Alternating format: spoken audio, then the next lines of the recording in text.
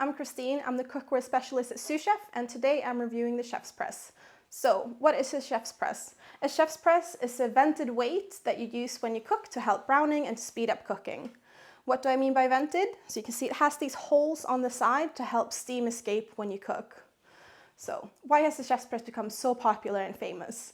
San Francisco-based chef Bruce Hill, who created the chef's press, found that most cooking weights were very heavy and too dense to be used with most foods, so he created these lighter weight and vented versions. The vents allow the food to brown easier as it doesn't trap steam as much when you weigh the food down.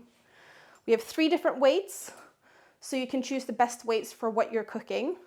They all stack together to get heavier weights, like this, and you can also stagger them to cover a larger surface area. To see how the chef's press performed, I cooked 4 different dishes.